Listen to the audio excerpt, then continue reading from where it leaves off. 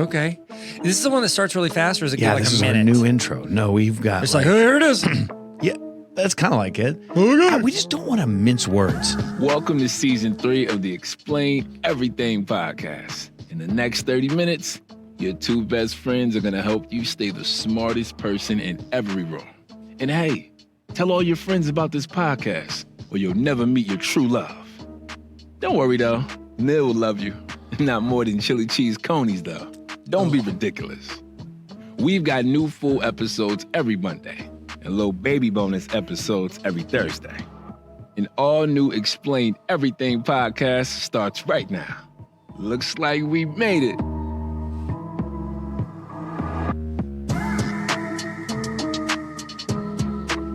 Most people probably think we're doing this in post. We're not. That got me. They were doing that audio. Yeah. But we're not. No, we're not. It's live, and you're like, we just did it, and you just keep being like, well, I guess I'll edit the video. Like you're just uploading it. Like Yeah. you're not. No. Are you editing? Yeah, a little bit. What? I edit for audio. You're like, I'm cutting out the EQ. ums. No, you're not. I EQ. We're it. professionals. I a lot. No, we just EQ it. EQ. What is that? Equalize it? Yeah, the equalizer Oh, with Denzel. And Queen Denzel Latifah. part 2. Queen Latifah. Queen Latifah's in the Equalizer. She's doing she's not. a show on TV now called The Equalizer. No, yeah, she isn't. it is. What is it? Is it like Numbers? It's actually a lot like the Aflac Duck, but just like solving But Queen crimes. Latifah, yeah. But with Queen Latifah. Have you? You remember when her and Jimmy Fallon were in that movie together? Yeah, it was called Taxi. Yeah, that I was didn't see it. That was when Jimmy Fallon really leaned into the talk show hosting. He's like, you know He what? was like, you know what? Maybe I could sit at a desk and Maybe talk. this isn't for me. Yeah, maybe I'll do Mystery Box. Yeah, the best part was the blooper at the end when the credits, because Jimmy Fallon got to be funny. Oh, He's I didn't I see don't it. have to do what people wrote for me. I can actually be funny. Oh, you watched it? Well, I had it on DVD. Oh, you bought I used it. to collect the DVDs. For real? You have this DVD? You have Why are you Taxi acting on like DVD? amazed that I did? That's I probably incredible. still do. It's probably in a binder. I threw away all the cases. A binder. The binder. Okay. Well, All right. So should we talk about this thing? Yeah. So this one's going to be intense. This is actually going to be because probably what our listeners did is they got up this morning. They said, you know what? Hope somebody tackles a tough topic like gun control. But at least they mentioned Taxi with Jimmy Fallon. But definitely not Neil and Tyler because I want to hear about gun control from these two knuckleheads. Oh, well, first off, it's Mr. Knucklehead to you. What they don't realize is we did our own research. I do my own research. Yeah. Yeah. So here's the thing. The talk about gun control has hit an absolute all-time high. And this is one of the most polarizing discussions in the United States, but not in this recording booth. No, we're chill, man. We know. Oh, yeah, so chill. I like you so much. I need to chill back down. I need to bring my heart I rate keep talking down. about how much I like you, and you just talk about chilling. Like, you're not going Chill to out. reply with Chill out. courtesy, I like you too? Love you too. Wow. Okay. Use your normal voice, Neil. Yeah, you're right. You're great. Yeah, I think you're great. Fine. I love you. I love you too. Why did you turn into that screeching hippopotamus? I don't know. The goal is on this episode is we want to give you at least the facts, the figures, the stats, so you can make an intelligent decision on your own. Without ostracizing you. Like, We're not going to tell you what you should do. We're just going to believe tell in you what yourself. the facts are. Right. Sure. I'm about to sneeze. You just Okay. keep going. That's better than See what yawning. I'm- It's better than yawning. Hey, also, just so you know, if you hear a little bit of a rasp in my voice, it's because I had bronchitis. Neil, I he has did. not stopped talking about the bronchitis. Before we hit record, he's like, I have. just so you know, I'm just coming off bronchitis. I'm I more did. dedicated to the podcast. I than have you." so many steroids running through my body right now. That's when I get poison ivy, they're like, here's your cortisone shot. And I start working out Oh, immediately. yeah. That's how I know. I hit the weights. That's how I know I can do the push-ups. That's how I know. Okay, so there are two sides to this argument. This is about a half-hour episode. We're going to do our best in that amount of time to tell you what both sides of that argument Yeah, are. the two sides are my side and the wrong side. Save it for the 60 seconds of improv with accents. Oh, yeah. Because we're definitely going to go That's redneck the only one on I'm this good one. at is Southern accent because it happens naturally. It's going to be perfect. So the two sides of the argument are this. Gun control advocates say, hey, listen, we need more gun laws. Pro-gun lobbyists say guns don't kill people, people kill people, which I don't know if you've seen some of those videos. That is the standard pro-gun lobbyists. That is what they say. Well, guns don't kill people. People kill people. Yeah. And so here's everything that you need to know. We're going to talk about who owns firearms in the United States and what reasons do they own them. Tyler, I am now scrolling down through pages of notes that I really shouldn't have put this much effort into it. But you keep doing it. I do. I keep waiting for Tyler to just shut me down. He hasn't yet. No, man, I like he just the lets notes. me do it. Yeah. I'm sorry. This is the way he would have wanted it. Okay. Well, among Who's he? I'm not sure. I thought you were going to say Ted Cruz. Oh, man. I don't know why I think of Ted Cruz and I think of the gun debate. Well, I don't know. He doesn't really have to answer questions in Cancun. Texas. Oh, in Cancun, Texas. Yes. Save it for the accents portion, Neil. Save it. So among wealthy countries in the world, the United States has, why did I say it like that? I don't know. The know. United States has the highest firearm ownership. 35% of households own one gun. Firearm sales have increased in the last... I made it 30 seconds into the notes. No, actually, I did have something important to ask. Okay. So the United States, whenever you said us, the U.S., do you think that they did that on purpose for it to be like, hey, look at us? I've the never US? thought about that. You never have. I haven't until right now. All right. Well, I just like to hit the I market. wonder if they trademarked that. They thought this was going to be a controversial episode, and I just wanted to jump right in on it. All right, go ahead. Sorry. Among wealthy countries, the U.S. is the highest firearm ownership. 35% of households own one gun. What's crazy is gun sales have increased in the last 10 years, but ownership, so think about that. Firearm sales have increased, but ownership numbers have decreased. Need more guns. The people that have guns. Yes. Need more guns. This is actually a growing thing. You just said that better than what the notes did. No. People are like, I need more guns. Why are we doing that voice? They took our jab. Oh, gosh. They took our jab. Which means most gun owners are buying more than one gun. So the top 20%, every time I see top and I see gun in the same sentence, I immediately think of, did you see Tom Cruise, what he did on the plane? Yeah, I saw like a clip. I couldn't hear him because I was in a place. He was like talking to the camera, sitting on a plane. Yeah. What was he saying? He was just guys, promoting please go his see it movie. again. What, Top Gun 2 again? No, he was promoting the fact that they're doing Mission Impossible stuff. And he was like, he's promoting a trailer for it or something. And he was on a plane. Was he strapped in? I mean, so that's what the debate is. Like, is he holding on? Did he have a strap going through his waist, or is his leg strapped in? And so people they said in the comments, like, how is Tom Cruise secured to the plane? And one guy said, Scientology is holding him in there. He gave enough. Yeah. The three great debates. Is Tom Cruise strapped in? Mm-hmm. The gun debate, and did Harry Styles spit on Chris Pine? Oh my! Have you seen that? Yes. I kind of fell into a hole about that. TikTok did it for me. It found the algorithm for me. Yes, my daughter Do you think he's texted me yesterday, and she said I could write a research paper on the amount of TikToks I've seen. She said my For You page is blowing up. It's all over it. Yeah. Would call me darling? And that what it's called? Don't call me. Don't call me darling. I can't know if we're supposed to call her that. Yeah. Hey, gun debate, man. I'm so sorry. Fine. It's fine. Do you own any guns? I do. Sick. I do. Do you have like a bunch? Like, are you one of those people like, I got so many guns. give me all your guns? I have guns for hunting, not for like pew pew pew pew. See, I only have the pew pews.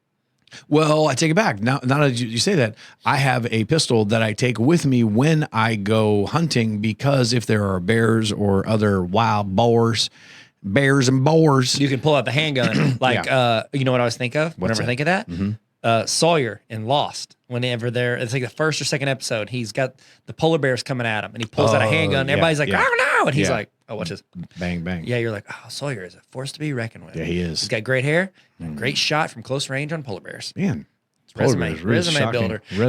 Resume builder. My dad's one of the buy more guns guys. Is he? He like never goes to shoot them anywhere. He just likes, like, if he's keeps like buying guns. I'm like, hey, what are you doing? It's like, I just went and bought me a gun. I was like, before, I don't know, I just need another one. Oh, I'm like, no, you didn't. He's definitely in that percentage. Yeah, it's him. Okay. So the top 20% of gun owners have more than 10 guns. Okay. You think any of your family members are in that? Yeah, in my that dad range? just told. Literally just told. My dad I didn't know has- if you meant more than 10 guns. Yeah, he's got more than 10. Okay. Yeah, All he's right. got a safe full of them, and I think he's running out of room. He actually bought a new safe to put them in because he needed more room, so I got his old safe. Well, I feel safer. And guess what? knowing I'm that gonna your put. dad He's has gonna have guns. I'm gonna have sports cards. You want to look at my cards, Your Neil? safe You want to full look at my of sports cards? cards. Yeah, Neil. It's like a humidor for your sports cards. A humidor. Yeah, it's Isn't that the person that like tries to get bulls to run by him? A humidor? no, it's for cigars. Or is that the thing you put in your house so the air is better? That's it's the exact opposite of that. So 48% of gun owners say that self-protection is the reason they have that many, but only 6% of Americans say that their guns are for hunting. Here's my question. You said half of them are saying it's for self-protection. Yes. Okay. And again, I'm not picking a side. I just need us to have better excuses. Okay. Okay. Just be real. Don't just tell people what it is. Okay. You like to show off your gun. I have so many sports cards now. Like, oh, I need sports cards because of the players. Like, I need them because I like having a lot of them. Yeah. Just say Just you like say having it. a lot. Like, you need it for self-protection. Like, you need more than 10 guns. Like, a robber breaks in your house. You're like, bam, bam, bam, bam, bam, bam, bam. All right, I'm out of bullets. Let me set this down. Bam, bam, bam, bam, And bam, I bam. have Other multiple hand. You're like, guns, hold on, yeah. I've got more guns. Yeah. Watch. Yeah, And they're John like, Wick. okay. Yeah, it's like, why you keep pulling out more? They're not going to let them pull out all the guns to shoot them. No, we're going to get into. You just need two arms and maybe a tow gun, like a toe ring. Man. It just says she makes bad decisions. I'm so sorry. Keep going. So typical gun owners are middle-aged males. Shocker. Someone who grew up in a home where their parents own a gun is 3 times more likely to buy a gun than somebody who doesn't grow up in a home where their parents own a gun. I don't think my dad owned guns growing up, though. Well, Did yours? No. Well, yeah, my dad. No, he fought in the Vietnam War. Okay. Were you there with him? No. Like, why? What is it? I don't know. I don't think he brought any of those guns home with him. I think they check your bag. I think my dad had one hidden one. I don't think my dad did, but he does now. Okay. So what kind of guns do most people own? I don't know. You tell me, Neil. Well, so you've got 2 different kinds. You've got rifles or long-barreled. Yeah. Long-barreled best for home rifles. protection. Yes. Versus handguns. Most guns sold are repeaters, which means that you've got multi-firing. They repeat. It's handguns are typically sold for self-protection. They're not sold for hunting, but handguns are most used for criminal use. Like if somebody is going to hold up a like a 7-Eleven, they're not going in there with like a 22 rifle. Yeah, like They're going in there with a handgun or a sniper rifle. Yeah, American Sniper. Do you see that movie? Is that Billy Bradley Cooper? Bradley Cooper. There I he said is. Billy Cooper. I was like, what is his name? That's Billy the Kid. You're Billy thinking about, Zane. 'cause we're talking about. Oh wow, deep cut. So in 2004, a federal ban was lifted on assault weapons. Now, so think about that. In 2004, assault weapon ban was lifted. It existed from 1994 until then. I didn't realize this, but a lot of federal laws just time out. These rules are set for a certain amount of time and they just stop. So now it's up to individual states to regulate the sale and possession of assault weapons. This is actually what the majority of the problem is. We'll get into that in a little bit. Now, these are the stats on guns. We're going to talk about deaths from guns. Among wealthy nations outside of war zones, that's really important. The U.S. has the highest number of firearm-related deaths per year. This will It's blow probably your because mind. we have a lot of guns. Yeah, it's 45,222 people died from handguns in the U.S. in 2021. Oh my gosh, that's a lot. I would have been way off. Yes. So here's in perspective. In the 30 years between 1984 and 2014, 1 million people died from guns in the U.S. That is higher than all of the previous combat deaths in U.S. history combined. More than the Civil War? All of them. Well, then guns were not very good then either. Yeah, they took a long time to load. Yeah. It was not like pew pew. It was like pew. Hang on a minute. I'm chopper. That's all I think of. Most people who want to protect gun ownership argue for the Second Amendment. You know, all citizens have the right to bear arms. Greatest line ever. Just by the way. Because I just love it. Every time it's a big bear. Yeah, that's what I think about. With arms. Yeah, just dangling. Also, but here's the deal though. They made that law when guns were dramatically different. Oh, completely. Like, yes. If do you think that Thomas Jefferson would be like, oh, they need the right to bear arms whenever somebody could just go, grrr, and buy like down the street from a guy who has questionable body odor. Yeah, they were thinking about defend your home from some foreign attacker that's coming into your cabin. You pour powder and you and you take one shot every 2 minutes. Yeah, like if that, unless you're Mel Gibson, then you can do it very quickly. He taught his sons to aim small, miss small. Aim small, miss small. How in the world? What? I taught a kid that as well when we played trash ball. And he remembered it like years really? later. For real. Like, you taught me. You taught him the line from Patriot. Remember Pythagorean theorem? But you remember a trash ball tip? Okay, there you go. Yeah, sorry. 50% of Americans believe their rights lie solely on the Second Amendment, and this is mostly around self-defense. So every year, 3,500 gun-owning households use a firearm in self-defense. Okay. 3,500. Assault rifles have been ruled marginally better for self-defense. It's like you're not going to go into your house and pull out your AR-15. You're probably going to go get a pistol. It's only marginally better because your rate of fire is so much higher. So most pro say that again. Your rate of fire is so much higher. And this has been brought to you by Neil Greathouse. That's a good campaign slogan. That's not bad. That's pretty good. Actually, the NRA like would all get this behind talk that. of stuff. I literally just got my phone out and turned on my alarm because I forgot to turn it back on after I left this morning. Okay, my wife and kids. Do that. Man ain't gonna grab no gun. She's gonna be like, please stop. Please stop. Most pro-gun advocates believe that in concealed carry privilege. They believe that they can intervene in a case of theft or criminal activity. So what they're thinking is, if I'm going through a Home Depot and somebody like tries to rob Home Depot, I am going to be able to stop that from happening because of my concealed carry license. Here's my thing, though. Can I ask a question? I know you want to get. No, I love this. Do you? Because you're looking at your notes 3 times while I asked you the question. No, I was just making sure we were okay on time. Yeah. Okay. So here's my thing. Like, isn't that super dangerous? Like, if somebody pulled out a gun at the mall and they start like, I got a gun, watch me. Yeah. And then like all the people with concealed carry start pulling out their guns. When the police get there, they don't know who the bad guy is. Oh, yeah. Everybody's just wearing street clothes. Yeah. With guns, just walking around like this is some sort of like laser tag. Yeah. Like, that's the thing. Like, I think it's dangerous for those people.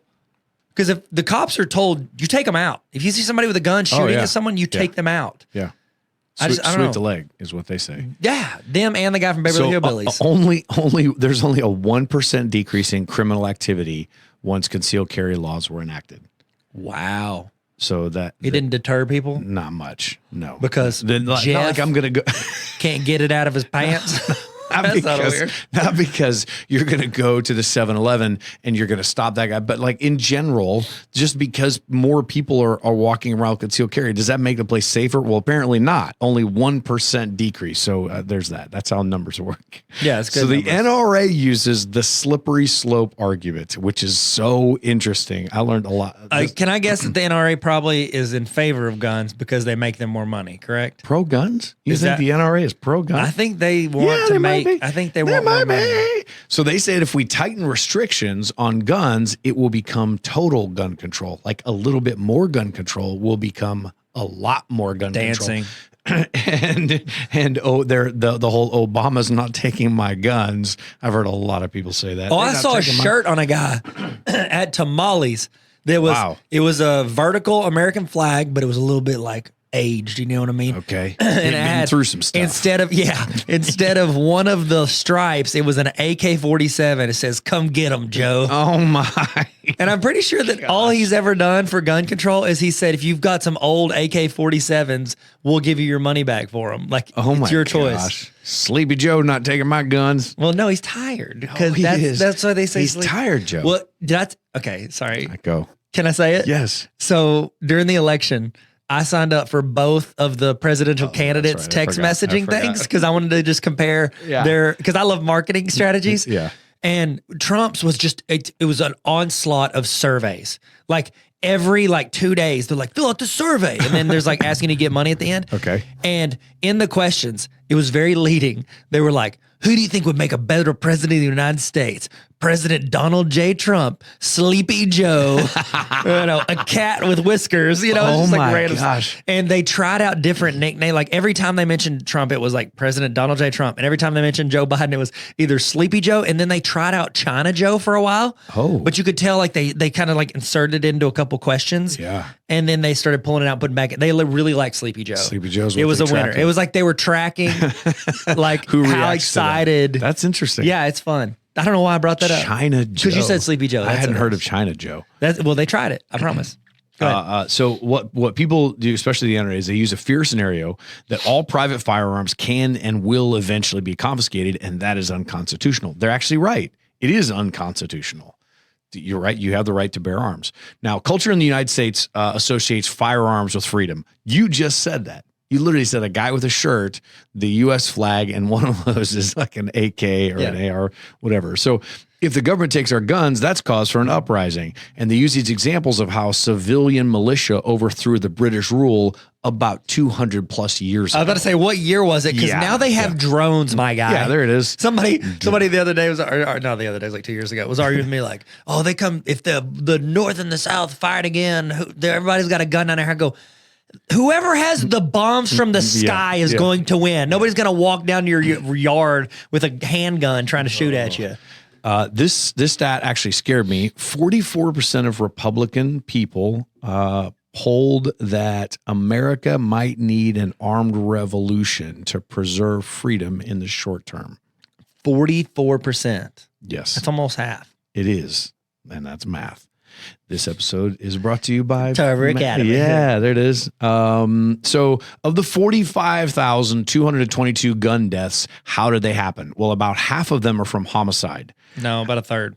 Oh, sorry, a third. It was too. I couldn't read that. A third of them are from homicide. 2/3 of them are from suicide. Dang. Yeah, handguns. About 2% of them are accidental killings, and no fatal injuries total. They didn't have a fatality. Those numbers are well over 100,000. So guns don't require a lot of skill to operate, and they're still very lethal, which is the problem. So they even said, like, when you're talking about an armed robbery, if somebody has a knife versus a gun, you're a lot less likely to have an actual fatality if they're using a knife, right? So taking guns away entirely isn't necessarily the answer. Deaths during a holdup at gunpoint are 3 times more likely than at knife point. So let's talk about mass shootings for a second. This is a tough topic, but in the United States, the U.S. considers mass shootings when 4 or more victims are injured or killed. So these numbers are staggering. In 1982, there were on average 1 mass shooting a year. Now we average between 7 and 12. For 2022, we are already at 7. And we're not done yet. Mass shootings are the most common source of stress and worry for Gen Z. Wow. I was talking, so my daughter, we used to think about, we do tornado drills, and those always kind of freak you out and all that kind of stuff. And all the active shooter drills. If you think about terrifying. that, they're really, hey, 6-year-olds, this is what you do if someone walks in with a gun. Yeah. Like, they don't know to think like that. I talked to a guy that was around Sandy Hook, and he said it changes the entire city. The entire city walks around differently. Imagine. Yeah, it's crazy. So this is where the assault weapons come into debate. There is no federal ban on assault weapons. It is up to each state. It's proven that where firearm violence is highest, businesses perform poorly and property values decline. So federally, we as a nation, what we do is we restrict firearm possession, sale, and use. But it is up to each U.S. state to regulate and enforce their own firearm laws. So on the federal level, like minors, convicted felons, and people deemed a risk are prohibited from purchasing guns. Machine gun purchases are banned, but civilians can't carry guns on a plane or in a federal building. Those are the only rules. Like, that's it. So it really is up to the individual state, which is what I'm noticing that happens more and more and more. The federal government says, hey, here's our overall law, but you as a state, if you want more or strict or whatever, that's up to you to enforce. It's almost like they've got different states, but we're all like united with the federal government. Maybe. Yeah. When you say and it's like we're that, in North America. Man, I didn't even think about Crazy. that. The Gun Control Act of 1968, it restricted the sale of guns across state lines, and it prohibited felons from buying guns. So that's the 60s. That's 1968. That got rolled back in 1986, making it easier to buy a gun out of state. Like, it's really like this. Like, if you have to go buy fireworks somewhere, where I grew up in Ohio, you couldn't buy them in Ohio, but you would just go across the state line to Pennsylvania, and they would ask you had to fill out a paper that said, where are you going to shoot these off? And they looked at you and they winked, and you were like, New Jersey. And then you drove back across the state line in Ohio, and you went, pew, pew, pew. I'm a chopper. Yeah. Yeah. So in 1993, background checks were required. 1994, the Violent Crime Control and Law Enforcement Act banned the sale and manufacture of new assault weapons. So they're like, okay, listen, we can't make any more assault weapons. That has since expired. That law is done. So you can, that's why the AR-15s are out there. They shoot a 22 caliber. That's the number one assault rifle that's out there. In 1996, the Gun Control Act was amended to include people convicted of domestic abuse. And then this is the only real thing that has changed since big mass shootings. In 2012, after Sandy Hook, 3 states banned assault rifles again. I'm assuming that's what state was Sandy Hook in? Oh, man. I don't know. We should Texas, check that. is it? No, I'll look it up. I don't feel like it's in the Northeast. I'm not contributing at all right now. Go ahead. I feel like it's in the Northeast. It's not like Connecticut or something like that, is it? I could be way off on that. Also, this Connecticut. You're right. It is Connecticut. Yeah. Okay. Good job. The background checks are different from state to state. Private dealers can sell on the black market, which is unregistered. Oh, ghost guns are interesting, where you basically buy parts that are unregistered and put it together yourself. Wow. That's the number one problem right now is ghost guns. 90% of Americans support the current gun laws or think that they should be stricter. 83% say background checks should be stricter. And since 1993, the percentage of people who believe we need to protect firearm rights has nearly tripled. Think about that. Okay. Like, just hang on. Like, okay, this is what we say is 90% of people think that gun laws should be stricter. But then since 1993, the percentage of people who say we need to protect firearm rights has tripled. It doesn't make any sense. It's like we don't know what we're doing as a country. So the 45,000. It's almost like we allow a small group. Oh my that gosh. is possibly influenced by the multi-millions of dollars that lobbyists from special interest groups give them to make all of the decisions. Yeah. Do you think maybe that plays into this, Neil? Could be. What's tricky is, I don't know, have you ever heard Denzel Washington talk about it? It's funny. He talks about the topic of racism. He talks about the topic of hate crimes and all this other stuff. He says you can't legislate love. Like you can make all the rules that you want, but you're not going to be able to make people genuinely care for each other. And I wonder if this is one of those same topics. Like, is legislation going to fix this, or do people just need to get it together, whatever? So the last thought is this. Of those 45,222 people who died in 2021, I have the wrong date there, in 2021, that is nearly the same amount of deaths from car accidents, or prescription medicine overdose. But cars aren't banned. Prescription medicine isn't banned. What we've done is we've got more rules and tighter restrictions on all of those, but we try to improve road safety, make cars safer, but the speed limits keep going up. It's the same thing. Speed limits keep going up. What is it? It's like in some of the states in the western part of the United States, it's like 80 or 85 miles an hour speed limit, because there's nothing out there. It's just like a straight road forever and ever. Speed limits keep going up, but then also so do automobile deaths. But we make tighter restrictions on car manufacturers to say make a safer car. Why? Because we want to go faster, but we also at the same time don't want people to keep dying. It's like we can't have both. We try and like, okay, talk about like prescription opiate deaths. Those numbers keep going up. We try and clamp down on big pharma, and it's not going well. Why? Because we have this addiction to this. There's like this inherent problem. Like, I look at both sides of it, and I understand why gun lobbyists and like people who want tighter restrictions, I understand why they're so completely sold on what they believe. There's got to be some sort of a middle ground, a checks and balances or something like that. Because if we don't, these numbers are just going to keep going up. Because now what you said, okay, assault rifles, you can get more of them. You can get them easier. They are able to do more damage than just a handgun.